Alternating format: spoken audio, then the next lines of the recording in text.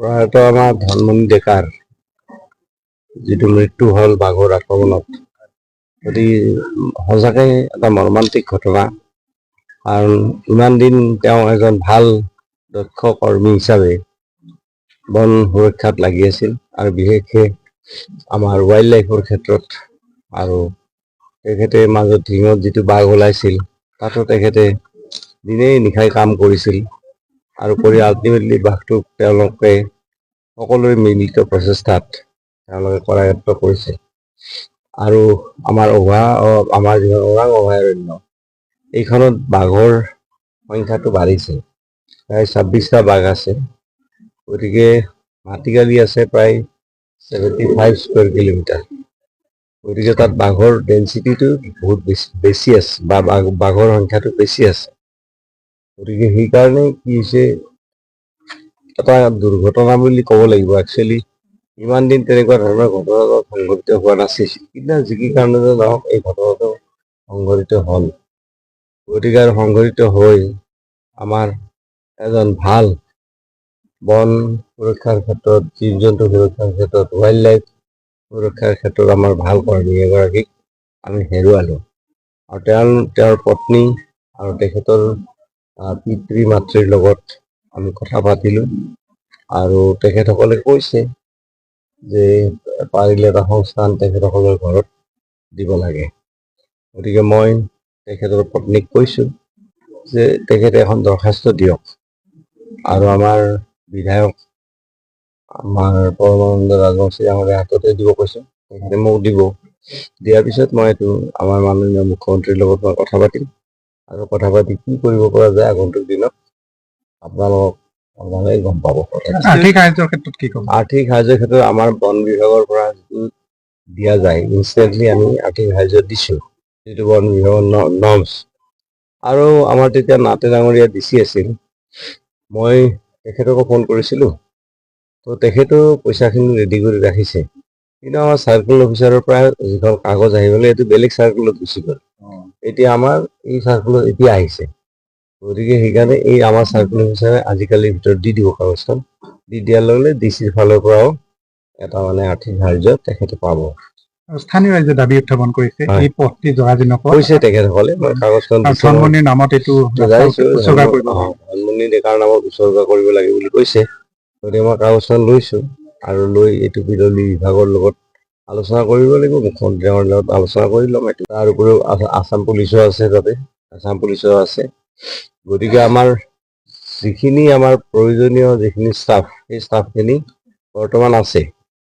গতিকে তাত কৰ্মচাৰীৰ সংখ্যা কমা নাই। সুৰক্ষাৰ কাৰণে যিখিনি হাথিয়াৰ বা সা সৰঞ্জাম চব আছে। আৰু নতুন বেটেলিয়নবিলাকক আমি এইবাৰ পুলিচৰ দ্বাৰা ট্ৰেইনিং কৰাইছোঁ, আৰু নতুন বেটেলিয়নবিলাকক চবকে AK-47 দিয়া আছে। গতিকে অত্যাধুনিক তেওঁলোকক অস্ত্ৰ দিয়া আছে, আৰু তেওঁলোকে ভালকৈ কাম কৰি আছে। ধনমণিৰ ঘটনাটো ঠিক কেনেকৈ সেই অৱস্থাখন? দুজন কৰ্মী আছিল, মাত্ৰ হাতীয়াৰ এটা আছিল। নহয়, সেইটো কথা নহয়। তেওঁলোকে গ্ৰুপ কৰি ঘূৰি ফুৰেতো, দুজন বুলি নহয়, 4জনো ঘূৰে, কেতিয়াবা 2জনো ঘূৰে, কেতিয়াবা 10জনো একেলগে ঘূৰে। পৰিস্থিতিটো চাই লৈ তেওঁলোকে পেট্ৰলিংটো কৰে। বিভাগৰ গাফিলতিৰ কাৰণে বিভাগৰ গাফিলতি নহয়, কাৰণ তাতে যিকেইটা আমাৰ কৰ্মচাৰী আছে, তো তেওঁলোকে কেম্পৰ পৰা কি কৰে, তেওঁলোকে নিজে ডিউটি ভগাই লয়, যে আমি 4জন এইফালে যাম, 4জন এইফালে যাম, 2জন আমি এইফালে যাম, কাৰণ তেওঁলোকৰ লগতো হাতিয়াৰ থাকেই। গতিকে এইটো বিভাগৰ গাফিলতি নহয়, আৰু বিভাগে এইটো ডিউটিটো বিভাগে তাতে দিয়া নাই।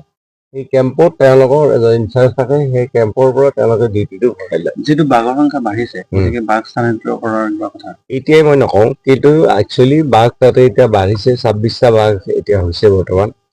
আৰু ঢিঙত যিটো বাঘ ধৰা ওলাইছিল, এই বাঘটো আমাৰ ওৰাঙৰ পৰাই গৈছিল। গতিকে এতিয়া কথাটো যদি স্থানান্তৰিত কৰাৰ কথাটো আজি মই নকওঁ, কিন্তু সেই কথাটো এটা বিবেচনাধীন হৈ আছে। ইতিমধ্যে বিধায়ক মহোদয় ইয়াৰ আগতে বিধায়ক মহোদয়ে কৈছিল যে যিটো বাঘে ধনমণি আক্ৰমণ কৰিছিল, সেইটো বাঘটো হত্যা কৰাৰ কথা নহয়। সেইটো যিটো বাঘে বাঘবিলাকৰ একচুৱেলি কি হয়, নিজৰ নিজৰ এটা ক্ষেত্ৰ থাকে।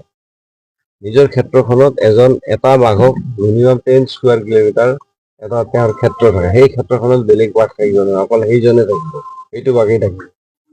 গতিকে আমাৰ ইয়াত য'ত একচুৱেলি এখেতৰ ডেড বডিটো পোৱা হ'ল, তো সেই এৰিয়াটোত আমাৰ CC কেমেৰা লগোৱা আছে আৰু CC কেমেৰা লগাই থকাৰ ফলত আমি তাতে বাঘ আমি দুটা তিনিটা বাঘ আমি লোকেট কৰিব পাৰিছোঁ। আৰু আজি মই আমাৰ DFO বৰুৱা ডাঙৰীয়াক কৈছোঁ, আমাৰ ওৰাঙৰ DFO, যে আমি আৰু কনফাৰ্ম কৰি ল'ব লাগে একচুৱেলি কোনটো বাঘে আক্ৰমণ কৰিছিল।